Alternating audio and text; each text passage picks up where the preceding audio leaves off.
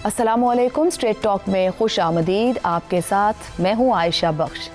मुल्क की मौजूदा सूरत हाल में ज़्यादा नुमाया सवाल ये नहीं कि मईशत कितनी बेहतर हुई है, बल्कि यह है कि क्या मौजूदा हुकूमती बंदोबस्त उस रफ्तार और नौइयत की मुआशी बेहतरी फराहम कर पा रहा है जिसकी तवक्को अहम हलकों और आम शहरियों दोनों को ही है। बज़ाहिर हुकूमती दावे मुस्बत है, बड़े माशी आशारियों की बेहतरी, इस्तेहकाम और मुस्तकबिल की उम्मीदों का जिक्र तसलसल से किया जा रहा है, मगर ज़मीनी सतह पर पाई जाने वाली मुआशी गैर यकीनी इन दावों से हम आहंग दिखाई नहीं देती। कई हलकों में यह तासुर मजबूत हो रहा है कि असल मसला महज आदाद शुमार का नहीं बल्कि मुआशी रिलीफ की अदम मौजूदगी का है। महंगाई, टैक्सेस का बोझ, तवानाई के अखराजात और रोज़गार के महदूद मौक़े ऐसे अवामिल हैं जिन्होंने आम शहरी की ज़िंदगी को मुश्किल बना रखा है। यही वजह है कि हुकूमत पर दबाव बढ़ रहा है कि वो फौरी और काबिल महसूस रिलीफ फराहम करे, क्योंकि मौजूदा निज़ाम के लिए अवामी इत्मीनान भी अब एक अहम ज़रूरत बनता जा रहा है। इसी तनाजुर में अपोजिशन को मुज़ाकरात की पेशकश के पीछे क्या सियासी हिकमत अमली की बजाय मुआशी मजबूरी भी अहम फैक्टर है। ये तासुर पाया जाता है कि अगर मईशत में वाज़ेह बेहतरी ना आई तो सियासी दर्जा हरारत को कम रखना और निज़ाम को चलाए रखना मुश्किल हो सकता है। हालिया आइनी और इंतजामी इक़दामात के बाद ताकत का तवाज़ुन एक मखसूस दायरे में तो आ चुका है, जिसके बाद डिलीवरी का तकाजा मजीद बढ़ गया है।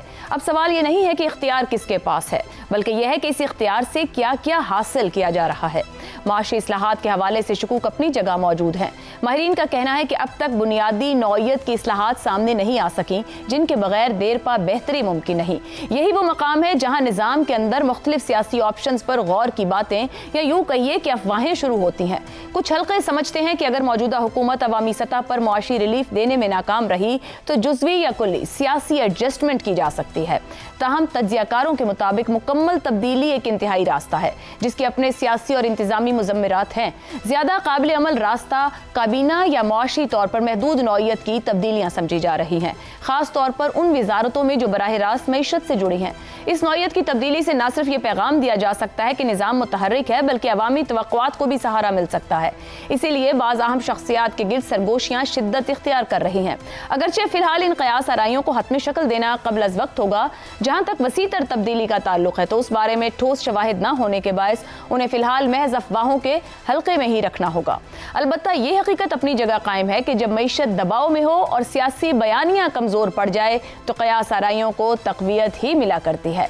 इसी मामले पर गुफ्तगू रखेंगे। हमारे साथ हैं हसन निसार, शहजाद चौधरी, ज़ैगम खान और आमिर अहमद खान साहब। प्रोग्राम का सवाल आप सभी के लिए।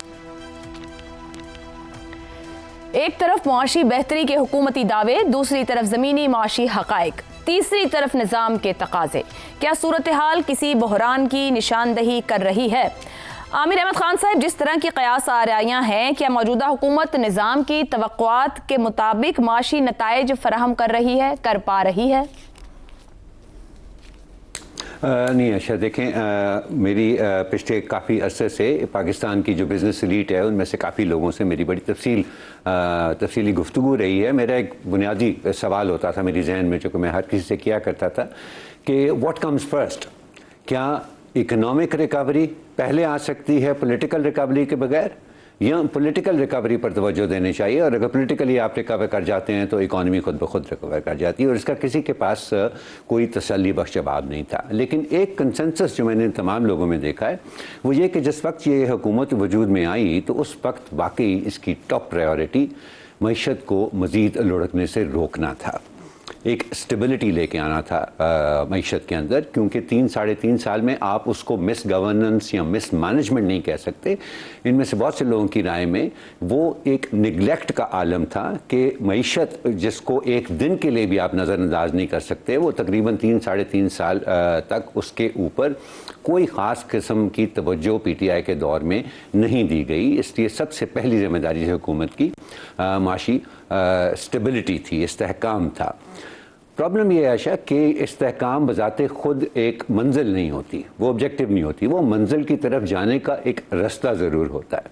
और अगर आप इस्तेहकाम पर पहुँच कर वहीं रुक जाएँ تو وہاں سے اسٹیگنیشن شروع ہوتی ہے، اور جیسے کھڑے ہوئے پانی میں کسی جوڑ میں سے وہ آپ کو کیا تعفن نہیں دے سکتا ہے نا، اس سے اور تو کوئی امید نہیں رکھی جا سکتی. اسی طرح سے اگر آپ اکانومی کو اسٹیبل کر دیں اور آگے جانے کا کوئی راستہ اس کا وضع نہ کریں تو وہ اسٹیبلٹی پھر بے معنی ہو کر رہ جاتی ہے. اور میرا خیال ہے کہ اس وقت جو سب کو جو احساس ہو رہا ہے وہ یہی ہے کہ ٹھیک ہے جی مان لیا، اور باقی کریڈٹ جاتا ہے اس حکومت کو اس اسٹیبلٹی کا، لیکن اس اسٹیبلٹی سے آگے کیا کوئی ویژن ہے اکانومی کے آگے بڑھنے کی؟ ہمارے پاس ایک بڑی سمپل چیز ہوتی ہے نا یہ ویژن کے لیے، کہ آپ اینٹیسپیٹ کرتے ہیں پاکستان میں فار ایگزامپل ہر سال ہم 30 لاکھ بندے ورک فورس میں ایڈ کرتے ہیں.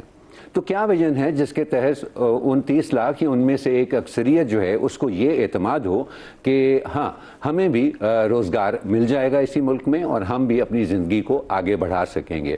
ہمیں اس طرح کی کوئی چیز ابھی تک نظر نہیں آئی ہے. ٹھیک ہے کچھ اچھے کام ہوئے ہیں، لیکن پی آئی اے جیسے اداروں کی نجکاری جو ہے وہ ان اٹ سیلف اس کا ایک بہت ہی شارٹ ٹرم امپیکٹ ہوتا ہے. دیکھیں ایک سانپ اگر آپ کو ہر سال کاٹے جا رہا ہے نا تو اس سانپ کو مار دینا ویژن نہیں کہلاتی، وہ آپ کی مجبوری ہوتی ہے. تو یہ تو بڑا اچھا کیا کہ ایک مجبوری سے جان چھڑا لی حکومت کو، لیکن کیا اس کے اندر ہمیں کوئی لانگ ٹرم ویژن نظر آتی ہے؟ اور جب تک وہ اسپیل آؤٹ نہیں ہوتی ہے، وہ ویژن جو ہے ہمارے سامنے نہیں آتی ہے، تب تک یہ غیر یقینی بھی رہے گی. اور سب سے بڑی بات، لوگوں کا اعتماد حکومت پر اس حد تک نہیں قائم ہو سکا جس کی حکومت کو بھی ضرورت ہے اور جس کی پاکستان کی معیشت کو بھی ضرورت ہے، اور جس کے بغیر میں نہیں سمجھتا ہوں کہ آپ ایک لانگ ٹرم پولیٹیکل سٹیبلٹی بھی حاصل کر سکتے ہیں. اب وہ ویژن کب آتی ہے؟ وہ آ بھی سکتی ہے یا نہیں آتی ہے. دیکھیں اس کے بارے میں یہ بڑی ایک متنازع چیز ہے. ہم نے بہت ساری حکومتیں پہلے بھی دیکھی ہیں، انہوں نے بھی بڑے بڑے دعوے کیے ہیں، کچھ نے اچھے کام بھی کیے ہیں، یہ نہیں کہ ہر حکومت نے آ کے خراب کام ہی کیا ہے. لیکن کیونکہ ایک لانگ ٹرم ویژن کا فقدان رہا ہے، یا اگر کسی نے کوئی لانگ ٹرم ویژن پیش بھی کی ہے تو اس کے اندر انٹرپشنز بہت زیادہ آئی ہیں، تو اس کم از کم اس حد تک تو میں نہیں سمجھتا ہوں کہ کسی قسم کی پاکستان میں تبدیلی آئی ہے. اور یہی ہے میرا خیال ہے جو کہ اس قیاس آئیوں کو اس طرح کی بھی جنم دے رہی ہے. حالانکہ یہ صاف واضح ہے کہ اس وقت آربیٹری طور پر حکومت کی تبدیلی اور حکومت بدلنے سے ہم سب نے دیکھا ہے کہ نظام تو نہیں بدلتا، نہیں نظام تو ہمارا وہی ہے جو کہ لیکن جسے آپ اسٹیگنیشن کہہ رہے ہیں وہ ایک طرح سے بحران ہی ہے نظام کے اندر موجود ہے، جسے شاید نظام محسوس کرے اگر پولیٹیکل نیریٹیوز موجود نہیں. شہزاد چودھری صاحب، ون پیج کے ایک حصے نے اپنی کامیابی پوری دنیا سے منوا لی، دوسرا حصہ مہنگائی، بے روزگاری، غربت، ٹیکس، توانائی کے اخراجات، بے تحاشا مسائل میں کمی لانے میں کامیاب دکھائی نہیں دے رہا ہے. کیا ون پیج کو کسی قسم کا سیاسی خطرہ ہو سکتا ہے یا وہ دباؤ محسوس کر رہا ہے اس طرح کے کسی بحران کا؟ دیکھیے جب یہ نظام قائم ہوا تھا جس طرح کہا گیا، اس کی بنیادی وجہ کیا تھی کہ اس نظام کے تحت ہم اس ملک و مملکت کو واپس اپنے ٹریک پہ لے آئیں گے، واپس پٹری پہ چڑھ جائے گی، یہ مقصد تھا. اس کے اندر ظاہر ہے کہ 80 سے 90% تو معاشی مسائل تھے جس کو لے کے آنا تھا سامنے. لیکن ہوا کیا کہ سیاسی عدم استحکام جو کہ اس کے ساتھ جڑا ہوا تھا اس نظام کے ساتھ، اور ابھی تک ریزالو نہیں ہو پایا، اس کو حل کرنے کے 2-3 ہی طریقے رہ گئے تھے. سیاسی عدم استحکام تو چلتا جا رہا تھا پچھلے 2 سال 2.5 سال ہو رہا، جب سے یہ الیکشنز ہوئے ہیں، اب 2 سال ہونے کو تقریباً آ گئے، یہ اسی طریقے سے چل رہا ہے. یہ ٹھنڈا نہیں ہو پا رہا. اس کے لیے 2-3 طریقے تھے. ایک تو یہ کہ معاشی، پہلا طریقہ بلکہ مین جو طریقہ تھا، اور امید یہ تھی کہ معاشی طور پر ہم اتنی ترقی کر لیں گے، ہم جب اسٹیبلٹی لے کے آئیں گے تو ہم اس طریقے سے ترقی کر لیں گے کہ عام آدمی کے اندر اس نظام کی ساکھ بن جائے گی، اس کا اعتماد اس پہ بحال ہو جائے گا، جو کہ نہیں ہو پایا. اس لیے آپ نے دیکھا کہ ایک موقع آیا جس کے اندر کہ ایک عسکری پرفارمنس کو ہم نے ایک انڈیا کے خلاف جب ہماری چھوٹی سی اسکرمش ہوئی، اس کے اندر ایک بہترین پرفارمنس دی گئی پاکستانی افواج کی طرف سے، جس کے بعد پاکستان کی افواج کی ساکھ کہاں سے کہاں چلے گی. اب آپ اس کے بعد دیکھیے کہ اس کے معاملات، آپ کی حکومت نے اسی عسکری برتری کو، جو کہ پاکستان نے عسکری پرفارمنس کو، برتری کا لفظ غلط ہے، عسکری بہتر پرفارمنس کو انہوں نے استعمال کیا ہے، ابھی تک استعمال کر رہے ہیں. کبھی وہ ایک تعریف کرتے ہیں اور ہر تقریر کے اندر کرتے ہیں، کبھی دوسرے. تو ایک طرح سے جیسے ہوتا ہے کہ آپ نے اس کو اٹھا دیا اس چیز کو اوپر، اور اس کے بعد بہت ساری چیزیں ہم نے اور بھی دیکھی ہیں جو کہ اسٹرکچرز کے اندر تبدیلیاں آئیں. اس کے بعد اس کا یہی وجہ بنی کہ اس کو اور اسٹرینتھ کیسے دی جا سکتی ہے اور اس کی ریکگنیشن کیسے ہو سکتی ہے. دوسرا، اسی کو ہم نے لیوریج کیا اپنے سفارتی محاذ کے اوپر، اسی عسکری بہتری کو، برتری کو. अच्छा, इन दो तो हुकूमत के पास और कुछ नहीं था करने के लिए, और कुछ भी उसके पास के हाथ में कोई चीज नहीं थी कि वो दिखा सकती किसी को जिससे कि वो अपनी परफॉर्मेंस बेहतर कर पाती। उसने भी अस्करी बरतरी, अस्करी बेहतर कोई परफॉर्मेंस उठा को लिया। इस्तेमाल किया, अपने फायदे के लिए इस्तेमाल किया। तो क्या चीज पीछे रह गई? मुआशी। तो अब वो जो अस्करी वाले हैं या जो बाकी जिन्होंने परफॉर्मेंस दी, या वो जो निजाम का एक और दूसरा हिस्सा है, वो कह रहा है कि ठीक है हमने तो अपना काम कर दिया, अब कुछ आप भी करके दिखाइए। प्रॉब्लम ये है कि आपको क्या सबक दिया गया? आपको दिया गया क्रिप्टो, आपको दिया गया आर्टिफिशियल इंटेलिजेंस, और आपको दिया गया माइनिंग। दो चीजें हवा में हैं, उनका कोई पता नहीं कब होगा, कैसे होगा, होगा भी कि नहीं होगा। पाकिस्तान की तरह की कौम के अंदर होगा या नहीं होगा, क्रिप्टो का क्या मुस्तकबिल है या एआई का क्या मुस्तकबिल होगा। पाकिस्तान उस लेडर में बहुत नीचे है। माइनिंग जो है वो जमीन के नीचे है। जब कुछ निकलेगा तो देखेंगे कितने साल में निकलेगा, इसका भी तो ट्रक की बत्ती के पीछे लगा दिया। जो काम करने वाले थे वो क्यों नहीं हो पा रहे? क्योंकि जो सियासत में इस्तेकाम है, जो सूबे जैसे एनएफसी अवार्ड है, जैसे बाकी मामला है, एग्रीकल्चर का मामला है, पानी की स्टोरेज का मामला है, नहरों का मामला हुआ, वो सब के सब ये जो आपस में जो सूबाई मसाइल हैं उसके अंदर उलझ के रह गए। केपी का मसला और उसके साथ उलझ के रह गया। तो मुझे यूं लगता है कि कुछ ना कुछ तो करना पड़ेगा जिससे कि निज़ाम वापस आए। क्या इस निज़ाम को खतरा है? मेरी नज़र में हरगिज नहीं है, लेकिन अपनी जो तरजीह हैं, तरजीहात को बदलना पड़ेगा ताकि निज़ाम कुछ देर और चलता है। शहजाद साहब, कतई कलामी की माजरत, मुझे मुख्तसरन फरमाइएगा कि एक तो सियासी बयानिए का ना होना और फिर हुकूमती अवामी ताल्लुक में ट्रस्ट ना होना, ये कितना बड़ा दबाव या एक फैक्टर बन सकता है उस वन पेज के लिए या उस सिस्टम के लिए जो इस हुकूमत को सपोर्ट दिए हुए है? बदकिस्मती से जो सियासी बयानियां हैं वो किस बुनियाद पे बनाएं, किस चीज पे बनाएं? नफरत की बुनियाद पे वही बयानियां बनाने की कोशिश की जा रही है ना, नफरत की बुनियाद पे।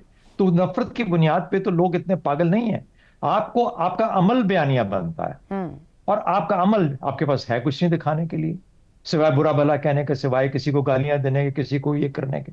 तो सारे निजाम को, अवाम को, हर एक को उलझा दिया गया है सिर्फ एक बत्ती के पीछे कि अच्छा इसको सब मलाइन करो, गालियां दो। वो तो एक फैक्टर है जो काउंट ही नहीं करता। सही। बाकी सारी कौम बाहर बैठी है, एक आदमी जेल में बैठा है। हम सब ने तो काम करना है ना कुछ के दिखाने के लिए।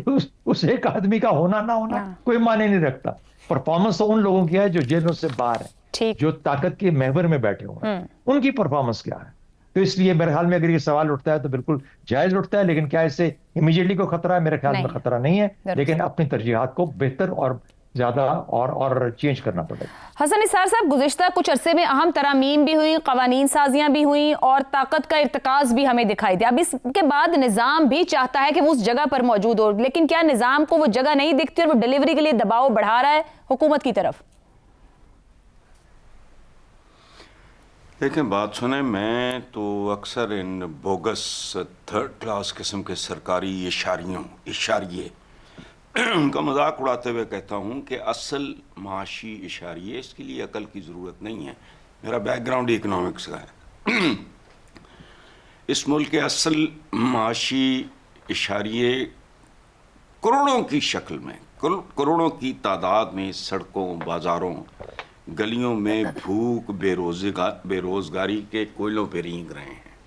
ये तो हो गई वो जो आप कह रहे हैं ना कि ज़मीनी हक़ाइक़, दूसरी तरफ निज़ाम के तकाज़े। निज़ाम कोई नहीं रह गया। बहरान तो एक बात याद रखना, वो आंधी तूफ़ान की तरह उरूज की तरफ जा रहा है, और करप्शन, इनकॉम्पिटेंस के सतूनों पे खड़ी इकॉनमी को दुनिया की कोई ताकत संभाला नहीं दे। पाकिस्तान की इकॉनमी खड़ी है नाइंसाफी पे, करप्शन पे, इनकॉम्पिटेंस पे। एक मिसाल, एक जुमला, कभी सोचा है कि इख्तियारात में और तनख्वाहों में कितना गैर इंसानी इंस्पेक्टर्स रीढ़ की हड्डी होते हैं हर डिपार्टमेंट की, कस्टम्स हो, एक्साइज हो, फूड हो, फलाना व्हाटएवर। कभी उनकी तनख्वाहें गौर करो और फिर ये सोचो कि वो जिंदा कैसे हैं। 1.5 लाख की औकात अब कोई रह गई है? ये झूठ का कारोबार है। 5,000 आज भी लिखा हुआ है नोट पे, वर्थ उसकी नहीं रह गई 500 की। तो ये झूठ पे खड़ा है सारा। इनकॉम्पिटेंस, करप्शन, اور لیک آف جسٹس. کوئی شے اپنے ٹھکانے پہ نہیں ہے, جھوٹ پہ کھڑا ہے سارا نظام, اور یہ چلے گا نہیں. It has to collapse. سر حسن صاحب, یہ انکمپیٹنس, کرپشن اور لیک آف جسٹس, اوپر ترجیحات درست کرنے کی بات ہے. کیا آج کی حکومت اور نظام کی ترجیحات ہیں ان چیزوں سے نمٹنا, یا اہلیت ہے ان سے نمٹنے کی؟ سوال ہی نہیں پیدا ہوتا. یہ وہ ہیومن مٹیریل ہی نہیں ہے. آپ بھیڑیے کو رکھ دو بھیڑوں کی رکھوالی پہ, ان کو سوٹ ہی نہیں کرتا. اور جس ملک میں آج تک لینڈ ریفارم نہیں ہو سکی 78 سال میں, انڈینز نے, ٹھیک فضول بات. زیغم صاحب, کوئی نظام ترمیم کر کے اپنے آپ کو جتنا بھی مضبوط بنا لے, مگر معاشی جمود جو ہے جہاں عوام کو ڈیلیور ہونا ہے, وہ عوامی بے چینی کب تک برداشت کر پائے گا؟ اور آپ سمجھتے ہیں کیا نظام کے ایک حصے کو اس حقیقت کا ادراک ہو رہا ہے, یا وہ اس جانب بڑھ رہا ہے کہ یہ بوجھ یہاں سے آگے اٹھانا مشکل ہوگا اور تبدیلیوں کی خواہش ہوگی کہیں نہ کہیں؟ نہیں, بوجھ اٹھانا کیوں مشکل ہوگا؟ عوام کیا کر لیں گے؟ دیکھیں, میرے جو معاشی ماہرین ہیں, میں تو قربان جاؤں ان پہ. پولے پولے منہ سے میٹھی میٹھی انگریزی میں آدھے ہمیں بتاتے ہیں کہ پاکستان بحران میں آ گیا ہے, آدھے ہمیں بتاتے ہیں اب بحران سے ہم نکل رہے ہیں یا نکل چکے ہیں. Pakistan has been in crisis since 1990 for the last 35 years. 35 سال میں بچہ پیدا ہو کے, جوان ہو کے, مڈ ایج پر پہنچ گیا ہے. کیا کر لیا ہے؟ 60% تو 30 سال سے بھی کم والے ہیں. 10 آدمیوں سے 6 آدمی 30 سال سے کم والے ہیں جنہوں نے اس بحران کے علاوہ کچھ دیکھا ہی نہیں ہے. کیا کر لیا انہوں نے اس اشرافیہ کا؟ دیکھیے, 1990 کے بعد ہماری جو معاشی ترقی ہے وہ 6% سے آدھی ہو کر 3-4% پہ آ گئی. آبادی کی رفتار کتنی ہے؟ 2.5%. اس 35 سال میں ترقی کی رفتار کتنی ہے؟ 1 سے 1.5%. اور 5 سال میں تو یہ ہوا کہ مرے کے اوپر 100 درے. جو آبادی کی رفتار اتنی یا اس سے کم آپ کی ترقی کی رفتار. یہ ہے جو ہم بھگت رہے ہیں. 1990 میں ایک پاکستانی ایک بنگلہ دیشی سے دگنا امیر ہوتا تھا, پر کیپٹا انکم دگنی تھی.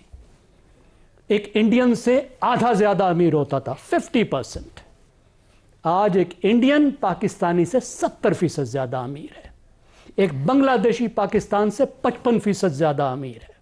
اور ہر سال یہ فرق 4% تو پھر موجودہ معاشی صورتحال میں آپ کے ساتھ یہ بھی فرما رہے ہیں کہ عوام کا دباؤ کیا دباؤ ہے اور کیا فرق پڑتا ہے. آپ یہ کہہ رہے ہیں دوسرے لفظوں میں؟ جی کیا فرق؟ اگر فرق پڑتا تو 35 سال میں پڑتا نا جی. سر, ایک تبدیلی کی بات پہلے ہوئی اور ایک اب نظام کھڑا ہے جو ترامیم کر کے, قانون سازیاں کر کے, طاقت کا مرکز بنا کر اور بہت سی کامیابیاں دنیا کے سامنے دکھا رہا ہے, فورن لیول پر دکھا رہا ہے, عسکری لیول پر دکھا رہا ہے. تو جو باقی بیٹھے ہیں یہ پھر کیوں بیٹھے ہیں؟ کیا ان کا بیٹھنا وہ افورڈ کر پائیں گے؟ عوام تو ایک حد پہ آ کے بھر جائیں گے. عسکری ترقی ہمارے پاس, عسکری توانائی 1960 میں نہیں تھی جب امریکہ بھاگا بھاگا آیا تھا روس کے خلاف ہماری مدد کے لیے. ساری دنیا ہماری طرف دیکھتی تھی. ہمارے پائلٹ جا کے عرب ملکوں کے جہاز اڑا کے اسرائیل کے جہاز گرایا کرتے تھے. 1980 میں ہماری عسکری ترقی کم تھی جب پھر امریکہ بھاگا بھاگا آیا. معاشی حالات بھی تو اچھے تھے نا, خود آپ نے کہا کہ 1990 کے بعد یہ کرائسس آج 2001 کے, جی میں عرض کروں کیا 2000 دیکھیں تو کیا اس کے بعد 2001 کے بعد امریکہ پھر بھاگا بھاگا نہیں آیا تھا؟ اب پھر نہیں ہے. مسئلہ یہ ہے کہ کیا آپ عسکری طاقت کو, جیو پولیٹیکل پاور کو کنورٹ کرتے ہیں کسی اکنامک پروگرس میں یا نہیں. آپ کا تعلق تو بن جاتا ہے, but do you have anything to sell? آپ سے کیا چینی خریدے گی دنیا؟ آپ سے کیا خریدے گی؟ آپ بناتے کیا ہیں؟ یہ کام تو حکومت کا ہے نا سر, تو اسی پہ تو حکومت پہ سوال اٹھ رہا ہے. بوریاں اٹھانے والے مزدور پیدا کرتے ہیں, بوریاں اٹھانے والے مزدور پیدا کرتے ہیں اور چینی پیدا کرتے ہیں اور کپاس اگاتے ہیں اور گندم اگاتے ہیں. دنیا کیا خریدے؟ آپ کی حیثیت تو بڑھ گئی. فوجی حیثیت سے آپ کی جو دنیا نے مان تو لیا, دنیا کہتی ہے ہاں ٹھیک ہے لاؤ ہم خریدتے ہیں, بیچو کچھ. What do you have to sell? آپ کس چیز کا کاروبار کریں گے؟ دیکھیں سسٹم میں تو اب نیا مذاق ہے کہ سسٹم کو پہلے حسین و جمیل صادق و امین چاہیے تھا. اب آج ہمارے ایک بہت بڑے صحافی نے بتایا کہ اب سسٹم کو قبول صورت پی ایچ ڈی چاہیے. نہ حسین و جمیل بہتری लाया, نہ قبول صورت PhD लाएगा. खूबसूरत इंस्टीट्यूशंस हुआ करते हैं, आपके इदारे हुआ करते हैं. आपने कितने इदारों को रिफॉर्म किया है? Valid point. इदारे कौन चला रहे हैं? आपके बाबू किसी चीज के एक्सपर्ट नहीं हैं. आपने PIA प्राइवेटाइज की, क्या की? प्राइवेट सेक्टर से मोहम्मद अली को लाए हैं तो उसने बेच दिया है. 20 साल ये बाबू बेच सके और मुसीबत लेकर आए हैं. क्या आपने सिविल सर्विसेज रिफॉर्म की हैं कि आपके इदारे एक्सपर्ट्स पे चला रहे हों, एक्सपर्ट इदारे हों, एजुकेशन को एजुकेशनिस्ट चला रहे हों, हेल्थ को हेल्थ के एक्सपर्ट्स चला रहे हों, फाइनेंस के जो इदारे हैं उनको फाइनेंस चला रहे हों? मिनिस्टरों से फर्क नहीं पड़ता है. ठीक. सेक्रेटरीज कैसे बैठे हैं, डायरेक्टर्स कैसे बैठे हैं, ये अलीट की, मैं समेट देता हूं बात को. देखिए, इस अलीटिस्ट इकोनॉमी को जब तक नहीं बदलेंगे, और ये बदलेगी तो क्रिएटिव डिस्ट्रक्शन आएगी, अलीट के ये बेकार बिजनेस खराब होंगे. तो क्या वो तैयार हैं? आपको अवाम पे खर्च करना पड़ेगा, ह्यूमन डेवलपमेंट देनी पड़ेगी, अवाम के स्किल्स बेहतर करने पड़ेंगे. तो क्या आपने इंसानी तरक्की के ऊपर कुछ खर्च किया है? क्या ये तरजीहात में भी शामिल है? दुरुस्त हो गया जी. एक ब्रेक लेते हैं, ब्रेक से वापस आएंगे तो बात करेंगे पंजाब प्रॉपर्टी ओनरशिप ऑर्डिनेंस के ऊपर. हुकूमत की नीयत दुरुस्त थी, क्या तरीका भी? इस ब्रेक के बाद. प्रोग्राम में एक बार फिर खुशामदीद. ज़मीन और जायदाद के तनाज़ात पाकिस्तान के उन मसाइल में शामिल हैं जिन्होंने आम शहरियों को दहाइयों से अदालतों, कचहरियों और पटवारियों के चक्कर लगाने पर मजबूर किए रखा है. एक एक मुकदमा कई नस्लों तक चलता है और ताकतवर लैंड माफिया कानूनी खला से फ़ायदा उठाकर कमज़ोर फरीक को रोन देती है. ऐसे पस मंज़र में अगर कोई हुकूमत इस निज़ाम को तेज़, मुअस्सर और अवाम दोस्त बनाने की कोशिश करे तो बज़ाहिर ये नीयत काबिल तहसीन दिखाई देती है. पंजाब हुकूमत की जानिब से Punjab protection of ownership of immovable property act 2025 भी इसी सोच के तहत मुतारिफ करवाया गया, जिसका मकसद ज़मीन से मुताल्लिक़ तनाज़ात को 90 दिन में निपटाना और अवाम को फौरी रिलीफ फराहम करना था. तहम लाहौर हाई कोर्ट ने ऑर्डिनेंस में कानूनी तकाजे पूरे न होने की बिना पर अमल दरामद रोकने और लार्जर बेंच तश्कील देने का हुक्म दिया. चीफ जस्टिस आलिया नीलम ने इस कानून को सिविल निज़ाम, शहरी हुकूक और अदालती बालादस्ती के खिलाफ करार देते हुए 10 अजला में डिप्टी कमिश्नर्स की सरबराही में जायदादों के कब्जे देने के फैसले कलअदम करार दे दिए. वज़ीर आला पंजाब मरियम नवाज ने सख्त रद्द-ए-अमल देते हुए कहा कि यह कानून गरीबों, बेवाओं और मजलूम तबकात को बासर लैंड ग्रैबर्स से बचाने के लिए बनाया गया था. इसकी मुअत्तली से कब्जा माफिया को फायदा पहुंचेगा. यहाँ सवाल नीयत का नहीं बल्कि तरीक़ाकार का है. अदालत के मुताबिक कानून में ऐसी बुनियादी खामियां मौजूद थीं जिनमें अपील के मौसर हक की अदम मौजूदगी, रेवेन्यू अफसरान को मतवाज़ी अदालती इख्तियारात देना और ट्रिब्यूनल्स का फाल न होना शामिल है. बाज़ मकामात पर इस कानून के तहत ताकत का बेजा इस्तेमाल हुआ और कानूनी अमल पूरा किए बगैर फौरी कब्जे दिलवाने के वाक़यात भी रिपोर्ट हुए. यूँ एक ऐसा कानून जो अवाम को रिलीफ देने के लिए लाया गया, जल्द ही हुकूमत और अदलिया के दरमियान तनाव का बायस बनकर मुअत्तल हो गया. असल चैलेंज अब ये नहीं कि ज़मीन के मसाइल हल हो पाएंगे या नहीं, बल्कि यह है कि क्या इंसाफ की रफ्तार बढ़ाने के नाम पर आईनी तवाज़ुन, शहरी हुकूक और अदालती इख्तियार को नज़रअंदाज किया जा सकता है. क्या पंजाब हुकूमत ने इस कानून पर नेक नियति के बावजूद मुकम्मल होमवर्क नहीं किया, जिसकी वजह से अपील के महदूद हुकूक, डिप्टी कमिश्नर में मुकम्मल इख्तियार और उनकी कमेटियों की नाकाफी निगरानी जैसी बुनियादी खामियां सामने आई? इसी पर गुफ्तगू रखेंगे इस सवाल में. पंजाब प्रॉपर्टी ओनरशिप ऑर्डिनेंस 2025 नए कानून ने सिविल निज़ाम, शहरी हुकूक और अदालती बालादस्ती को ख़त्म कर दिया. चीफ जस्टिस, मुअत्तली से कब्जा माफिया को फ़ायदा पहुंचेगा. मरियम नवाज, नेक नियति से बनाया गया कानून मुतनाज़े क्यों बन गया? ज़ैगम साहब, अगर ये कानून बनता है और उसकी टेक्निकल हम बाद में बात कर लेते हैं, तो इसके विनर्स कौन होंगे? इसके विनर्स पाकिस्तान के अवाम होंगे, तमाम कारोबारी लोग होंगे, और उसके लूज़र्स कौन होंगे? इसके लूज़र्स पंजाब के 1 लाख वकला होंगे. और आप जहन में रखिए कि बार और बेंच एक दूसरे से कितना करीब है. वो एक मुकदमा जो एक वकील साहब की 20 साल तक रोज़ी बना होता है, जिस मुकदमे से कमा के वो अपने बच्चे पाल के बड़े करके पढ़ा लेता है, आप कहते हैं वो मुकदमा हम 90 दिन में निपटा देंगे, तो वकील साहब का क्या बनेगा? अपने असिस्टेंट कमिश्नर्स को तो आपने 25 साल की उम्र में 2.5 करोड़ की गाड़ियां दे दी, और आप क्या चाहते हैं 50 साल के जो वकील साहब हैं वो बेचारा 80 साल की गाड़ी भी ना रखे? तो रेजिस्टेंस آئے گی. اور پہلے بھی ہمارے پاس کیسز ہیں. ایک جج صاحب تھے, بڑے مشہور ڈسٹرکٹ جج تھے, انہوں نے اپنے ڈسٹرکٹ کے سارے کیس نمٹا دیے. جو پیشیوں پر پیشیاں وہ دیتے ہی نہیں تھے, انہوں نے سسٹم بنایا اور وکیلوں نے اس ضلع کے ہڑتال کھڑکا دی اور اس کا تبادلہ کروا دیا کہ تم ہماری روزی کے پیچھے پڑے ہو. تو یہ سب سے بنیادی مسئلہ ہے. اب اگلی بات, ٹیکنیکلی اس کو انالائز کرنے کی ضرورت ہے. اچھی بات ہے, بڑے اگر وہ بینچ میں جا رہا ہے تو یہ دیکھیں کہ اگر اس میں کوئی سکم ہے تو اس کو دور کریں, لیکن اس بات پر حکومت کو ڈٹا رہنا چاہیے. یہ اچھا سٹیپ ہے اور حکومت کو, ایک اسمبلی کو حق ہے کہ وہ قانون بنائے جب تک کہ وہ آئین کے ساتھ متصادف نہ ہو. ہمیں اس کی بہت سخت ضرورت ہے. ترقی کی, معاشی ترقی کی بنیادی شرائط میں سے ایک شرط یہ ہوتی ہے کہ آپ کے پراپرٹی رائٹس جو ہیں وہ ڈسٹرب نہ ہوں, اور جو آپ کے تنازعات ہیں وہ بہتر طور پر حل ہوں. جدید معیشت ان دو چیزوں پر کھڑی ہے سب سے زیادہ. درست ہو گیا. تو اس کے طرف تو جانا لازمی ہے. ان 1 لاکھ وکیلوں کا بھی سوچ لیں کوئی طریقہ, لیکن اس بات کو آگے لے کر چلیں. شہزاد صاحب, قانون نافذ ہونے کے بعد 2 مہینے تک ٹریبیونلز نہ بن سکے, طاقت کا بیجا استعمال یا دیگر قانونی تقاضے بھی نظر انداز ہوئے جو ڈیو پروسیجرز خود بنائے گئے تھے, مگر کمیٹیاں فیصلے کرتی رہی اور قبضے بھی دلائے گئے جو بعد میں ہٹا دیے گئے. کیا پنجاب حکومت ہوم ورک مکمل نہ کر سکی اس معاملے پر؟ میرے خیال میں مکمل طور پہ زیغم صاحب کی بات سے متفق ہوں. مکمل طور پر جو انہوں نے کہا بالکل 100% درست کہا, لیکن چلیں اس کا ایک آلٹرنیٹ پوائنٹ آف ویو دیکھتے ہیں. یہ جو قبضہ مافیا چھڑانے والا اور قبضہ کرنے والا اور مافیا قبضہ چھڑانے والا, یہ جو گروپ ابھی تک کام کر رہا تھا جب تک یہ عدالتی نظام ابھی قائم تھا اور یہ ڈپٹی کمشنر والا نیا قانون نہیں آیا تھا, تو کون لوگ تھے جو کہ یہ رول ادا کرتے تھے؟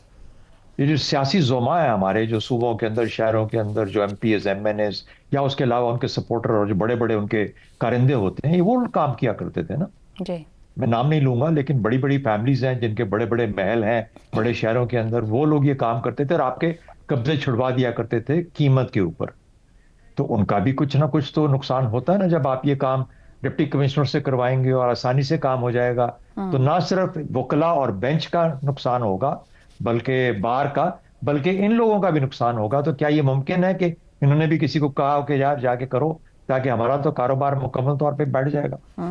لیکن دوسری بات مجھے ایک حیرانگی اس چیز پہ ہوتی ہے, جب ہم ترمیمیں پاس کرتے ہیں, چاہے وہ 26ویں ہیں, 27ویں ہیں, 29ویں ہیں یا جو بھی آئے گی آنے والی, یہ جو ترمیمیں جب ہوتی ہیں تو ہمیں بتایا جاتا ہے کہ سیاسی اختیار کے آگے کوئی اس مملکت کی طاقت کھڑی نہیں ہو سکتی, عدالتی اختیار بے بس ہو جاتا. کہا گیا اس لیے کوئی چیلنج نہیں کر سکتے 26ویں 27ویں ترمیم کو عدالتوں کے اندر. ادھر عدالت بالکل خلاص نظر آتی, ختم, زیرو, کام ہی نہیں ہے. ہمیں بتا دیا طاقت ہے, اس کی طاقت ہے. یہاں پہ اس سیاسی اختیار کا رول کیوں ختم ہو گیا؟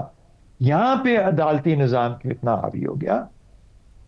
یہ صرف اور صرف مافیا اور کارٹیل اور اپنے انٹرسٹ کی بات نہیں ہے. ایک عجیب قسم کا ایک کھیل ہے جو کھیلا جا رہا ہے. ایک اناؤنس ہوتا ہے جس کے لیے ساری دنیا کہتی ہے واہ واہ واہ, کمال کی بات کر دی, اور چھوٹے قبضے, جن کے چھوٹے لوگ جن کے بیچارے وکیلوں کی فیسیں نہیں دے سکتے تھے, ان کے معاملات حل ہونے تھے, اور سڈنلی عدالت اتنی مضبوط ہو جاتی ہے کہ وہ ایک سیاسی جو پارلیمنٹ نے بل پاس کیا ہوا اس کو ختم کر کے رکھ دیتی ہے.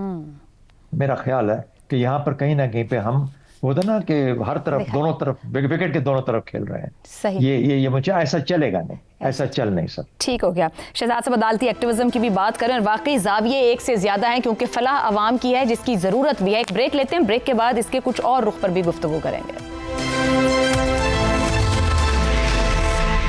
حسن نثار صاحب, یہ جو جائیداد کے مسائل ہیں یا تنازعات ہیں, نسلیں بھگتتی ہیں, پھر بھی دادے سے پوتے تک اور شاید اگلی نسل تک بھی معاملہ حل نہیں ہوتا. 90 دن میں زمین کے تنازعات نمٹانے کے لیے جو انتظامیہ کو عدالتی اختیارات دیے گئے یا کسی حد تک طریقہ کار وضع کیا گیا, عدلیہ کی بالادستی کو کمزور کرتا ہے یا عدالتی نظام کی ناکامی کا اعتراف ہے؟ کون کس کو کمزور کرتا ہے نہیں کرتا ہے. دیکھو, سچی بات میں آپ کو بتاؤں کہ اس ایشو پہ میں مسلسل خود بھی کنفیوز ہوں. زیغم صاحب نے جو کہا, پنجاب حکومت اس کی روشنی میں اپنا کیس پیش کرے عوام کے سامنے, عدالت تو چلتی رہے گی. حکومت اس کو ٹھیک سے ہینڈل نہیں کر پائی, یہ بنیادی بات ہے. دوسری بات کہ نیک نیتی اچھی چیز ہے لیکن کافی نہیں ہوتی.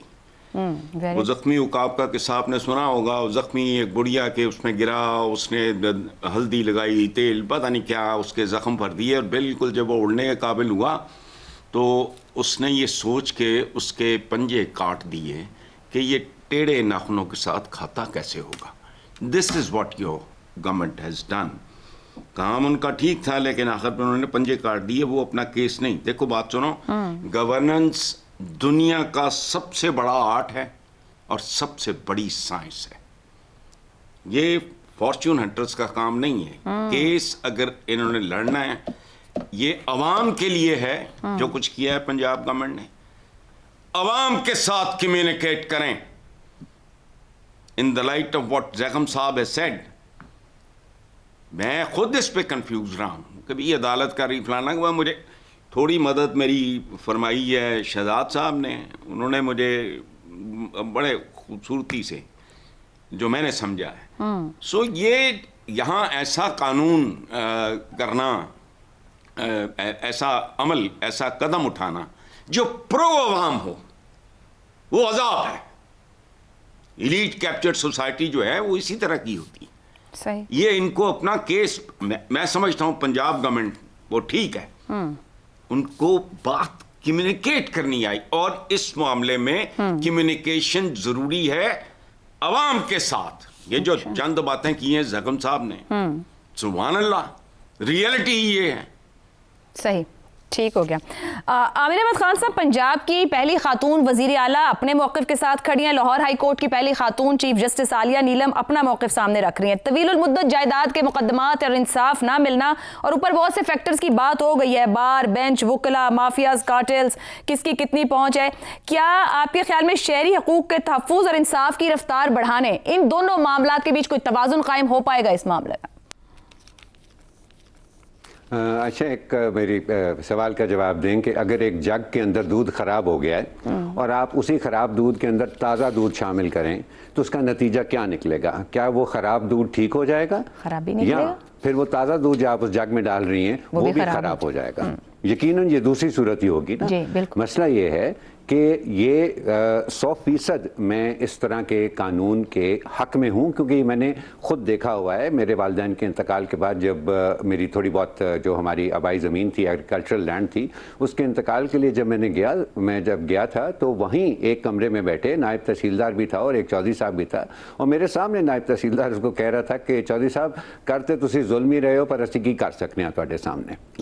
تو یہ بہت بڑے پیمانے کے اوپر یہ لوگوں کا ایک مسئلہ ہے, اور اس کا جو حل نکالنے کی نیت ہے اس میں میں ان کو, پنجاب کی سی ایم کو 10 میں سے 10 نمبر دیتا ہوں. لیکن آپ مجھے یہ بتائیں کہ یہ اس سوچ سے کیسے مختلف ہے جو نیب کے کریشن کے پیچھے جو سوچ تھی, کہ آپ جو موجودہ نظام ہے اس میں تو کوئی بہتری نہیں لا سکتے, آپ اس کے سر کے اوپر ایک پیرلل نظام کھڑا کر کے اس کے ذریعے بہتری لانے کی کوشش کریں گے تو یقیناً آپ کو پش بیک ملے گا. جنرل مشرف کے بارے میں تو آپ کچھ نہیں کر سکے کیونکہ وہ تو عدالتوں کو بھی سائڈ پہ کر دیتے تھے, وہ تو ایک فوجی آمر تھے, وہ تو جو چاہے وہ کر سکتے تھے. لیکن یہاں ایک الیکٹڈ چیف منسٹر جو ہیں ان کے اوپر تو عدالتیں حاوی ہو سکتی ہیں, اور اگر اس کے آس پاس آپ نے اتنی بڑی اکانومی کریٹ کر دی ہے اس رانگ ڈوئنگ کے آس پاس, جس کا ذکر میرے سارے پینلسٹ نے باری باری کیا اور 100% صحیح باتیں انہوں نے کی ہیں, تو پھر کیا واقعی اس کا حل یہ ہے کہ اس نظام کا مقابلہ